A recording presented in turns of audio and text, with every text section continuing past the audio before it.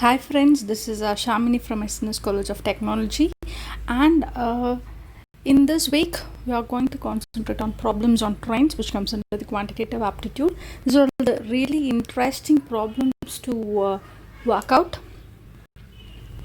as the problems on train mainly deal with the length, speed and distance of the train which has been covered.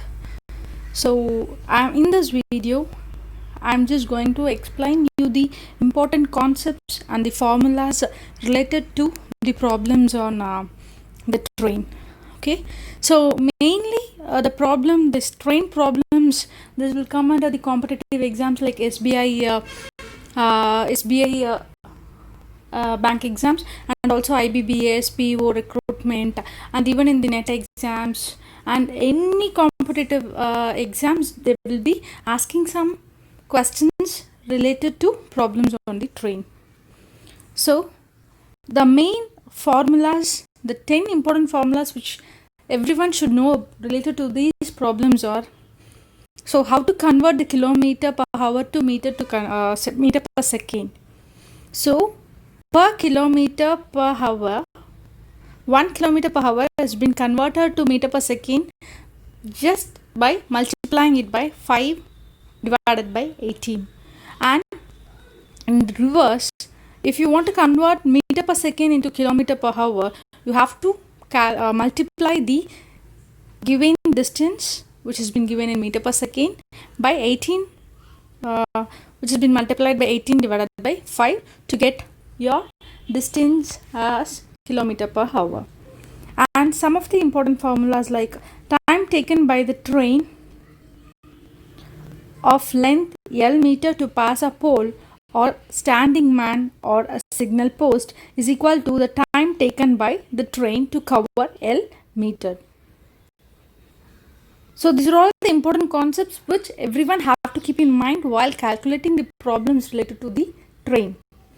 So the time taken by the train of length L meter to pass a stationary object of length B meters is the time taken by the train to cover, which is given by L plus B meters. Suppose two trains or two object bodies are moving in the same direction at U meter per second and V meter per second, where U is greater than V, then their relative speed is given by U minus V meter per second. Suppose two trains or two objects bodies are moving in the opposite direction at U meter per second and V meter per second respectively, then their relative speed is given by U plus V, that is the sum of the speeds. Okay, and if the two trains of length A meter and B meter are moving in the opposite direction at U meter per second and V meter per second, then the time taken by the train to cross each other is to be calculated by using the formula A plus B divided by U plus V in seconds. And if two trains of length A meter and B meter are moving in the same direction at U meter per second and V meter per second, then the time taken by the faster train to cross the slower train is given by A plus B divided by U minus V in seconds. If two trains or bodies start at the same time from point A and B towards each other, and after crossing they take A and B seconds in reaching B and A respectively, then A's speed is to B speed is equal to square root of B is to square root of A. Okay, this is to calculate the ratio. These are all the important formulas which you have been studying in your school days, but due to our commitments we may forget it. So it's time to just recollect all these formulas and the concepts. Okay, and the relative speed, the speed of the body with respect to another body. If two bodies A and B are traveling at speed x kilometer per hour and y kilometer per hour respectively, if it is in the opposite direction means you have to add it, and if it is in same direction means you have to subtract it to get the speed. Okay, so if two trains of length L1 and L2 are traveling at the same speed of S1 at the speed S1 and S2 respectively, in opposite direction means you have to add the length and divided by have to add the speed, so you will get the time taken. If it is in the same direction means the speed has to be subtracted if S1 is greater than S2. So this is some pictorial representation, that is the train moving in the same direction.